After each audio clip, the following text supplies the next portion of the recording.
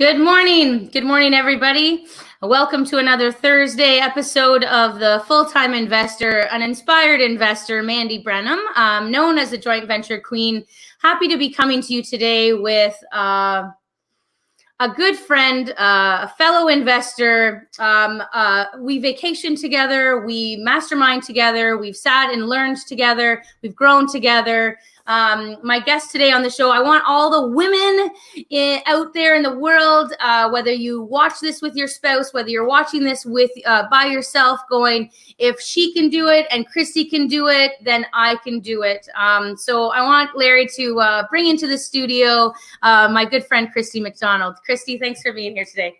Hey, Mandy, thank you so much for having me. This is awesome. So we only have half an hour. No, I'm just joking. Christy, we could probably go on forever, but you and your spouse, Brady McDonald, we kind of have a similar journey. We're in a similar location, but you guys have created this amazing brand, BK Real Estate. Why don't you tell us a little bit about your real estate journey, where you started, why you started, and where you are right now? Okay, cool. Thanks.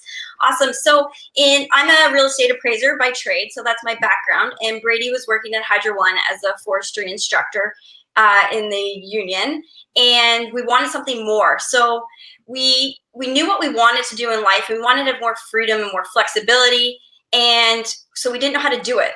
And it was we looked at multi-level marketing, we looked at developing land, and one day on our way to the boat, we have a boat in Georgian Bay, Brady had driven me to an appraisal, and I ran into another investor friend of yours and mine, Andrew Brennan. And at this point, I said to Andrew, I've seen you a lot this year. Like, I've done a lot of appraisals for you. And he said, yeah, I have 44 duplexes, and I bought 16 of them this year, and it was only June. My mind was blown, and I'm like, oh my God, I can't even wait to tell Brady this conversation. He's waiting in the car. So I go downstairs, I tell Brady about this conversation with Andrew, and he's like doing the math from my next appraisal. We drove to the next appraisal, and Brady's like doing the math, and he's figuring out all these numbers. And he, if he looked at appreciation, mortgage pay down, and cash flow, and what the properties are worth, he's like, this guy's making like $1 million a year. Like, we need to do this. And both Brady and I had rental property, but we didn't treat it like a business. I had one, it was growing in appreciation. He had one, and then we had our primary residence. So that was in 2014. And we became pregnant and had our daughter, and I was off on mat leave. And Brady thought, okay, we need to figure out how to do this. So we sat down with Andrew, and he asked us a whole bunch of questions. He's like, so what kind of ROI do you want? And how many properties do you want to have? How are you going to get your financing? And Brady and I are like, I don't know, like the bank, maybe we want 3, 4, I don't know, 1. We had no answers, and we decided like we knew nothing about anything. And it was at that point, we knew that we needed to educate ourselves. So I joined RAIN in the end of 2014, and Brady started going to as many meetups as he possibly could, because we couldn't be everywhere at the same time. And so in 2014, my brother moved back from LA, and it was a perfect time for us to figure out what our strategy was going to be. And he was starting off with his house, and we were starting off, so we decided to joint venture together. And Brady was on the tools, and my brother, and they helped do this project together and figured out, how to do the second suite program and do the renovations. So we got that done, and then we did the refinance on it. We got all the renovation money and a large portion of the down payment. We're like, oh my God, like this strategy actually works. This is awesome. Let's take this and do this again. So that in the 2014, we just did the one. And then in 2015, we refinanced our primary residence, got a little line of credit, and one of our other rental properties. So we had about $150,000 to work with. So we started buying properties in Barrie. Our first one was a legal duplex, but it was dated, so dated. It was a smoking house, and straight from the 70s. Yep. And so we managed to do 4 of those, and then once we kept recycling our money, we're like, we're going to run out of money soon. Let's start offering our services to other people. And because we were in Barrie and we had done it several times, we had the business, we created our corporations and their website and all that. So I was on a Twitter group and with Bigger Pockets, and somebody recognized my name, wasn't part of the group, and reached out to us. So that was our first joint venture partner. So we ended up doing 2 joint ventures that year. And that was awesome. Our strategy is mostly buy and hold as many as we possibly can. Our goal is to gain long-term wealth. So the following year, we bumped it up and we did 20. So we went from 7 to 20 with all joint ventures. And held them all. And then the next year we did 32, which was ridiculous and crazy. And as you know, like the market was spiking, but we were still able to buy stuff at the right price, which is a huge thing for us, is knowing our numbers and knowing what it was going to look like at the end of the day. We did a lot of flips that year just because the market had changed, and it was a way to make extra money and cash flow for our joint venture partners as well. It was awesome. And then last year we really slowed down and enjoyed some of the fruits of our labor, and bought our boat down in Tampa and cruised all around Florida and the Bahamas. So that was really awesome because our daughter was 4 last year, and we're like, if we're going to do this, we either have to do it now or when she's 18. And we're like, well, she's in JK, like, let's just do this. And we've worked really hard. Our initial goal was to buy 12. When we first started, Brady, we sat down, made the dream board and everything. He goes, 12, like 12 is our number. I'm like, we can't do 12. That's bananas. Like, are you kidding me? Like, I don't even know how we're gonna figure that out. Right. And here we are today. We've, still doing buy and holds, and we're buying throughout all Simcoe County, and we're 4 more deals from our 100th purchase, which is pretty awesome. In less than 5, it'll be 5 years in April when we get to it. So it's kind of the journey that we've gone on, and where we are today. And you're still married. Your child is still alive. You don't have a nanny, and I mean, maybe you have some hair color, but you're certainly looking like you're a normal person. Makeup and hair and some eyelash extensions helps. You know what? For these shows, we only need to be clothed from the waist up, you guys. So you just don't know if it's jammies or what down there. Exactly. Yeah. You know as much as I do. It's super hard being a mom and working long hours, and we get to play a lot too, but I know for me, it's important for me to still be a mom and a wife and do it all. And I can't say no. It's a hard thing that I'm trying to do and delegate. But we're still married. She's still in one piece. Life is good. Yeah. Megan had to do, Megan is my 16-year-old, and she had to write the grade 10 literacy test, and she had to do an essay on there and the question was, if you could bring anybody into the school to be able to share their story with the school, who would you be? And she goes, so Mom, I wrote you down. And I was like, oh my God. But I said, do you want me to come and talk to your class? And she's like, no. So I just thought maybe I was just the easiest answer for her, but I thought they're watching. The children are watching. They don't have to be involved, and we feel bad that we've left them. We don't go and watch every little event that they have, but they're still feeling and supporting, and that's the main thing. So what are some things that you do, some boundaries that you might set for you and Brady to be able to say, this is work and this is wife, husband? Yeah.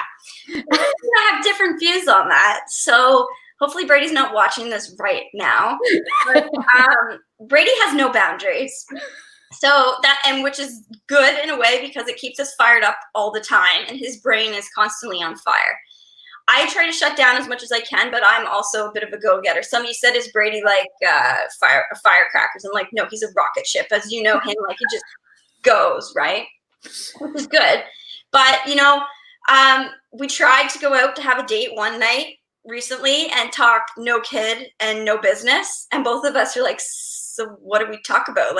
There was nothing else to try to figure it out. So that was kind of interesting, but But I think that's the beauty of it. Honestly, Christy, you guys, you exude, conversation about where you're going and wealth. And, you want to talk. I find it awkward not to talk about money. I find it awkward not to talk about, where I am going, these visions that I have. So you guys, we just connect, and the conversation meets, and you go, oh, finally somebody that I can be my true self around. And that's the thing. We've talked to other people about coaches and people having different coaches and mentors.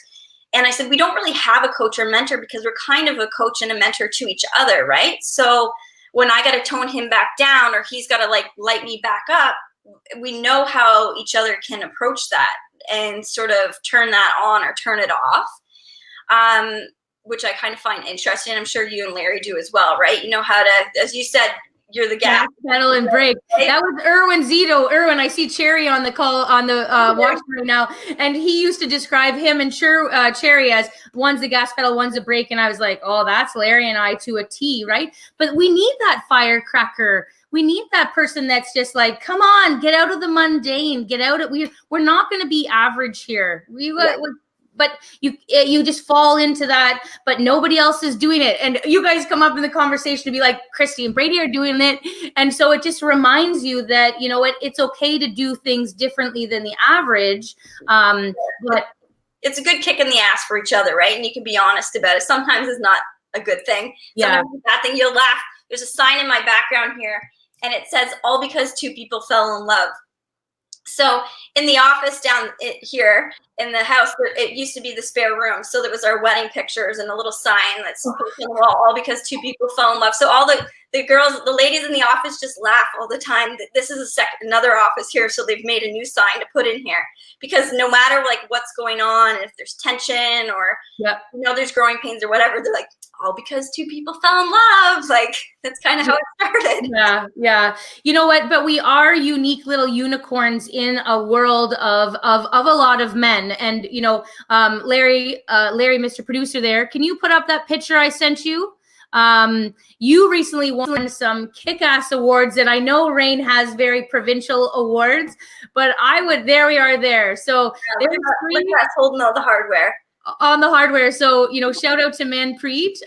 You know, she certainly is another one that, you know, could be on this call with us. There's a lot of women that we can say, you know what, we are only standing there holding that hardware because of the spouses behind us, or the collaboration of two people together, I will say. But how have you found this real estate industry, being an industry that, you know, there's many men on stage, many men, you know, telling us how it is, you know, how have you made your way? Yeah. You know, I started as an appraiser, and it's predominantly a male industry as well, right? So I kind of figured out, like, when you'd show up at clients' houses, they'd be like, you're the appraiser? And so I was, you know, in my mid-20s when I started doing that. Like, are you even old enough to drive here? And like, seriously, like, not something you want to say to your appraiser buddy. But I kind of got used to it. It went, right? Note to self, everybody. We're going to hear a few things about what to say to an appraiser and what not to say to an appraiser. Yeah, definitely don't tell them that you think they shouldn't have driven there. Yeah, you know, it's been challenging, I find. Like, some of the events, you know, Brady does an awesome job at being the face of the company, and I'm okay with being behind the scenes and making sure our systems and processes run, and that's okay for me. But I do find that it's easier for him to connect to a lot of males. And I mean, we've been able to grow our business with a lot of joint venture partners that way. So that's great. You know, sometimes we found, not even just in the, you know, not our joint venture partners, but just in the industry in general, sometimes where Brady's got to kind of step in and be like, you know, the BK ladies in the office know what's going on. You need to respect them. And he's been really good to help put some of the people in their place that, you know, that we've been working with. Yeah. Which is great, because otherwise, you know, we're going to get walked over sometimes. We really are. And we just try our best. And I find that, you know, you and I have been, as you said, we've kind of been on the same path growth-wise, right? And with our spouses. And you've kind of just learned on the way and gained more respect, I find, as we've, you know, been more successful. And people are like, oh, that's who they are now. You know, they recognize one of our faces or whatever, but now it's kind of like, okay, they actually are doing it. But I find out that we're actually, you know, taking action and doing these things. People are actually recognizing us, male and female. Yeah. It's been kind of interesting. You know, when you're starting out, people, I found when we've gone to a lot of things, they didn't want to share their tips and their tricks and like their successes and their failures. And we love to share that stuff, just like you do, right? Like we're honest. You ask us, we're going to tell you. Yeah. There's no reason to hold back, because as you said, and we all, you know, in this industry, anybody could do this. It's just, you know, aligning yourself female or male wise. But, you know, it was really cool that night when the three of us got those awards. And we're like, yeah, look at us all, like, just female power, right? Yeah, for sure. You know what? I have it's kind of a little bit different. I'm definitely the face of the real estate side of things, but Larry's picked up with the stock trading options, and he glows at it. And so I also think it's really important that you say, like, you each have strengths. It doesn't mean that you have to be walking the same path and doing the same thing. You can say, like, hey, I'm going to let you chat with Mandy about that, or you want to know the details of the legalization. I mean, I could tell you, but you just go talk to Brady. Oh, you want to know the details of the systems of how we run things in the background? That's definitely her specialty. Over there we go. So yeah, I love it. And I also have found we are sharing our whole industry. I went and presented at some realtor office yesterday, 2 realtors.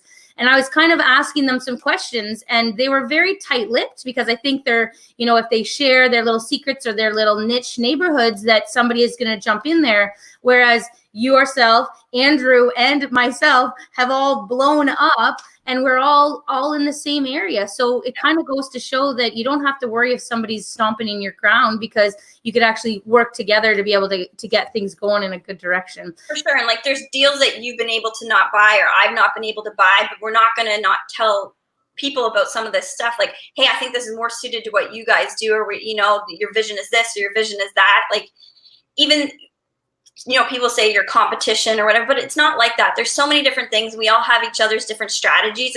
I find, like, you and I haven't seen each other in a little bit. We've seen each other at some meetings lately, but it's just, it's old hat. We're family. Yeah, we just get back into it and start chatting, right? I think there was only one property that I remember all 3 of us going to, and it was early 2017. And my takeaway was, this is a good time in the market. If we're all looking at the same type of property now, we're all doing it for the right reasons. But yeah, so I also want to ask you about some of the worst properties that you guys see, because, here we are, property 96. Okay, so you must be seeing some stuff that you go, holy crap, I don't even know what I want to do with this. So how are you finding, because, and then people will say, are you finding your deals online? Are you finding your deals off? And I would say you guys probably have a really cool story about where you're finding your deals, and tell us about, something that it was just horrible to see, but how you got over that. Sure. Okay, so let's start with how we find our deals. So we do work with multiple agents. We are honest right from the get-go and say, like, if you bring us a deal, we're going to work with you. We have awesome teams that we do work with who are great to find stuff on the MLS. And we do a lot of flyering, a lot of door knocking, a lot of networking to find some things off market as well. Majority of the properties we do find are on the MLS. Yeah. And part of that is too, I'm an appraiser, so I've got access to the boards and I'm on there all the time. So even though we have multiple realtors working for us, if I'm checking, 2 or 3 times a day, I'm seeing stuff that's coming right away. Yeah. So like I said, a lot of the deals we do buy are on MLS. But yeah, so some of the worst properties we've seen, as some of our stuff is called, we call it the BK special, and we love BK specials. And in the early days, I'm not sure who said it, and I'm sure it. If it smells like cat pee, it smells like money, right? And that's kind of this way that we've been able to do it, and we've been able to buy a lot of distressed properties for different financial reasons. People need to get out of properties. Yeah. But one of the properties we just finished now on Grove Street in Barrie literally was the worst house. It was listed for $299 for a detached bungalow on Grove Street, which is amazing, as you know, for a detached property in Barrie, like unheard of, right? So I go to see the house, and there's junk everywhere with our realtor, Julie. And we open the sliding glass door, which has all the vertical blinds, and we kind of set them apart. And we're looking at the kitchen, what you walk into, and there's like blood, what looks like blood all down the fridge. There's a built-in microwave that looks like somebody's put feces all over it. And there's like stuff everywhere. It's a hoarder's house. There's Christmas garland everywhere. And I turn and I see the bedroom, and it says, the sign, if you make a mess, clean it up, is what the sign on the bedroom door says. And I'm like, oh my God, I can't even walk anywhere else in this house. I cannot go downstairs to the basement because there's just stuff everywhere. Like I'm not even walking anywhere in this house. And I've been an appraiser since 2008. So Right. I've seen a lot of types of different properties. But this one was very, very special. And so it went to go multiple offers. And Brady said to me, he didn't see it. And he goes, so can we remove the condition, for home inspection? I said, honestly, I don't even know if this house is a tear down. Like, I honestly don't even know. Like, I couldn't see stuff. There's no way that I even know. Like, you need to go back to see this. So on our way back in to see it on Mother's Day, which is, just what you want to do on Mother's Day. Sunday on Mother's Day. And we go into Barry, passing home hardware. And I said, we need to stop here. And he's like, why? I'm like, you need to buy a mask. You need to buy a mask for yourself, and you need to buy a mask for Julie. Because there's no way either one of you need to walk in this house. And out of all the properties we've purchased, never once have we had to go in wearing a mask. So that's fine. They go in and wear a mask. And I'm sitting in the car, and I've got the windows down. And Brady has the worst gag reflex. And all I can hear is the like as he's walking through the house. I was just dying in the car. And Kylie's like, what's Daddy doing? He's buying a house, babe. Like, that's the way it is. Anyways, we ended up buying it. And the first day, by noon, they had already filled 7 dumpsters of stuff. Wow. It was awesome. They work really quickly. And now the property's finished. We're getting top rents. It's beautiful. It looks great. I'm sure the neighbors are much happier. Yeah. And it's been really cool to see the transformation of these properties, and our team and our guys are, some of them didn't even want to go into the house when they started renovating. We're like, here's your suit, like put it on. It's not going to get worse than this. So hopefully it doesn't, but right. Being able to just clearing it out, getting back to the drawing board, recreating that vision. Okay, well, we know that we can take something from the worst case to the best case. So now it's kind of really opened our eyes where anything's possible. Right. And, and I'm sure you've run into things that you're like, oh, didn't see that coming. Some people would, here you are going, I don't even know if it's a tear down. And, but you just kind of have, okay, well, what's the backup if it is? What's the backup to this? A crack in the foundation. Home inspections scare people off. So you guys, you just, what if you run into something? What if you think that it's going to be an appropriate house, and in that case you go, you know what? It's not what I thought. Like, what are some of the backup contingencies that you can, set somebody out with? Yeah. So what we've been able to do is, and both, like, just in my life, right? I obviously have one arm, and it's just trying to figure out different ways of getting stuff done. So we've kind of taken that perspective, and, in the same house, when they got to the insulation, it was sawdust. So then they had to take more stuff out. So the project became a little bit bigger.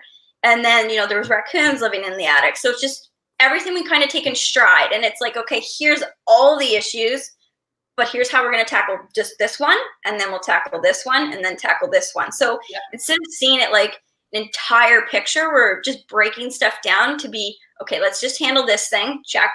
Okay, now we're going to fight this fire. Check. And kind of just working our way through each situation. And you know what? Honestly, I think that's the kudos to being I've had somebody say, well, why would I joint venture with you? You already have enough on your plate. And you, to a T, just described what the value of experience is. Where some people would just get overwhelmed. They'd be like, I don't even know what to do anymore. And you just you seemed even super calm in being able to say, well, that kind of sucks, but what do we do about it? Yeah, there's always worst case scenario, but there's always a solution for something, right? So stuff does suck sometimes, but what are you going to do? We always say it's a positive attitude, right? If you're going to dwell on it, then you're going to be stuck. You're not going to have that growth. Yeah. So being able, same as you guys, work through each challenge and then light each other up to keep moving. So then right on that, it's brilliant. 96 properties, I think you're going to have your whole followings being like, go for the 100 before 2020.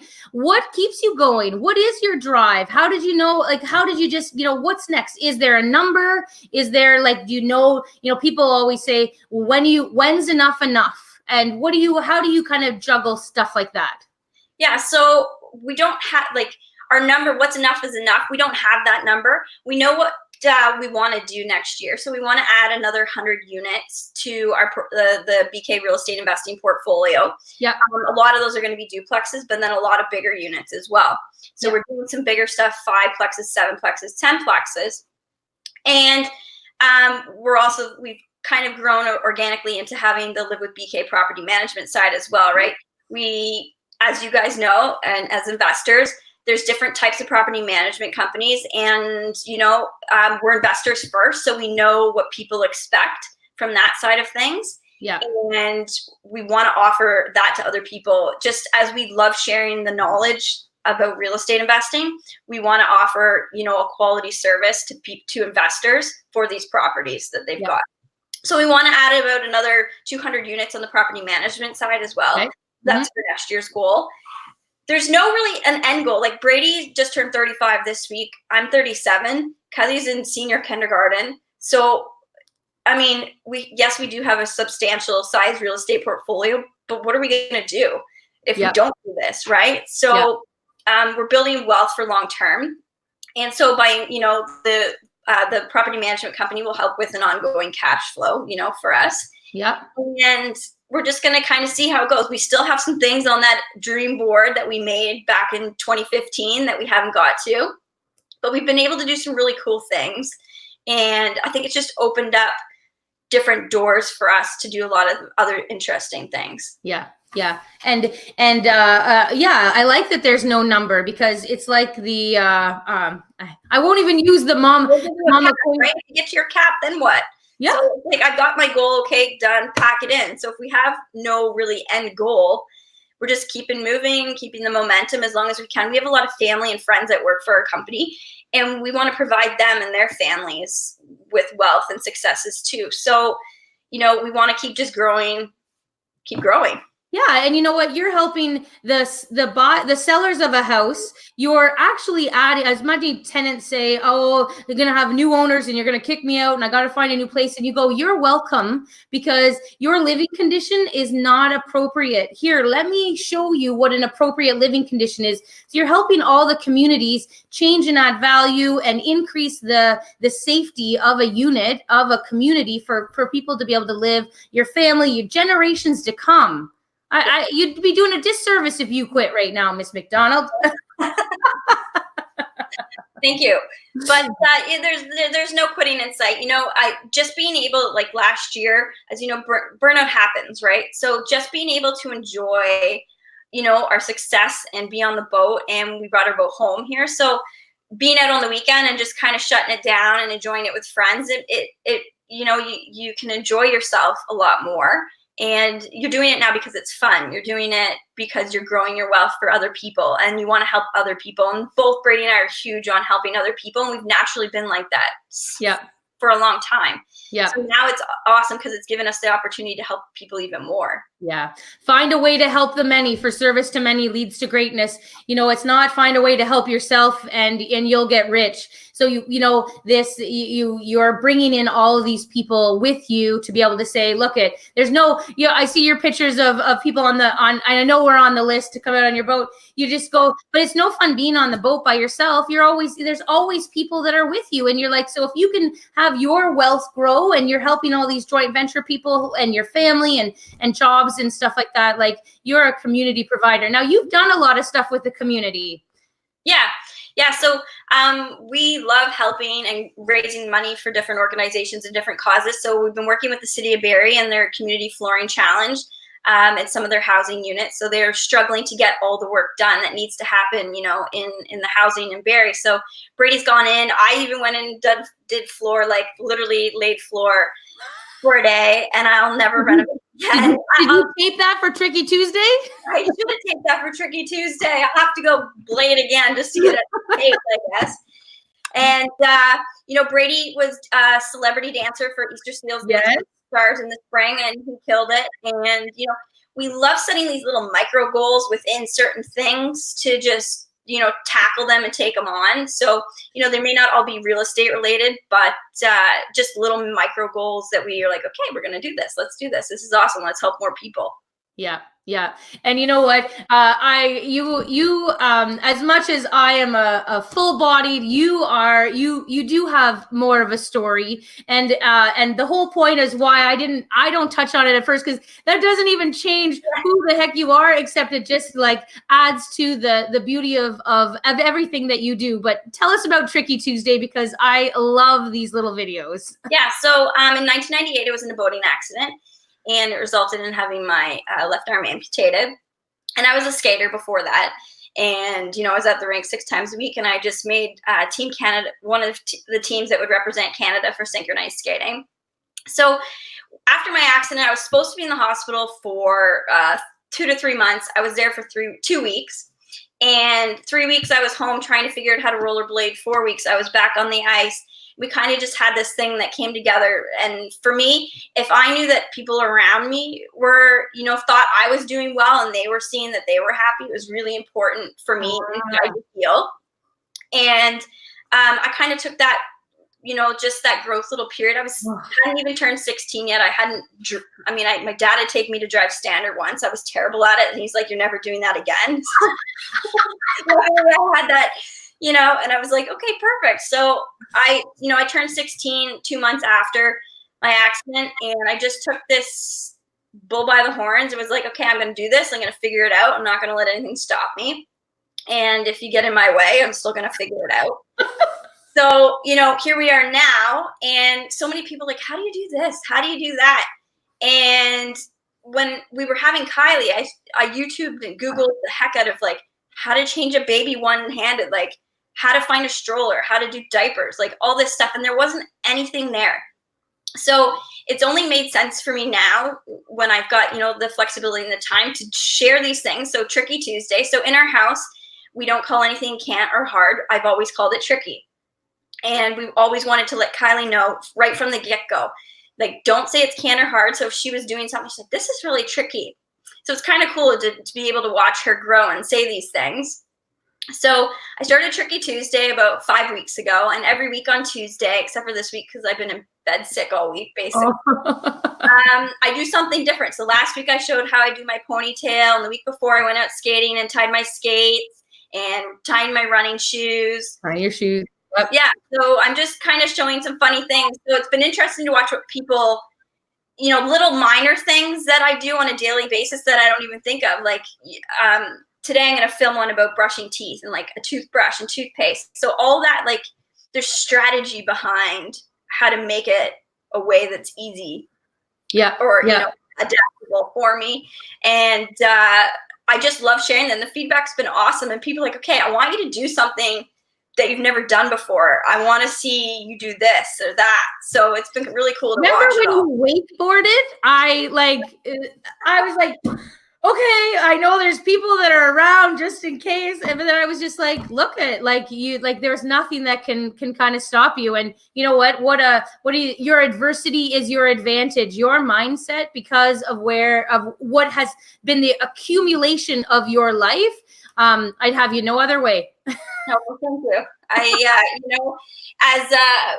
We had an interesting day here at the company yesterday, just with some different things. And I text Brady a screenshot of something. It was like, somebody wants your bad days. Your bad days are somebody's good days, right? So it's just one of those things that, you gotta quote that. You gotta quote that. McDonald, that's what I'm saying right now. Your bad days are somebody else's good days. Perspective. Yeah, right. So, and you can break that down into every house, right? Like every different property, you can use it the same. Christy, Larry's giving me we could probably go on here for a little bit. Curtis is gonna write that down. He'll be the first one to quote Christy McDonald. I'm selling the t-shirts by next week if Brady watches this, because it'll be lighting up another business. Exactly. His brain will be rocketing off to the sky for something else. But you are a delight. I love having you in the industry. I love being able to know. I know that Larry has been like, he's like, I don't know what to do. And I was like, text Brady. And so he does, and this answer comes, and I just like, you know, for as busy as you guys are, as successful as you are, you're so down to earth, you're so normal and human and killing it. So thank you from everybody that's watching you. Oh, hey, and I love your guys' energy, and you know, both of us chatting or helping each other along the whole way, right? So teamwork makes the dream work. You got it. You got it. Thank you, everybody, for watching another episode of The Full-Time Investor. I love all the feedback. So leave your comments in below. If you're a woman that, you know, has a spouse behind you, is doing this on your own, take with you Christy and I. Sometimes when you need to go into a situation, you're like, what would Mandy and Christy do? Know that we're with you. So thank you, everybody, for watching. It's Mandy Brennan signing out for another week of The Full-Time Investor.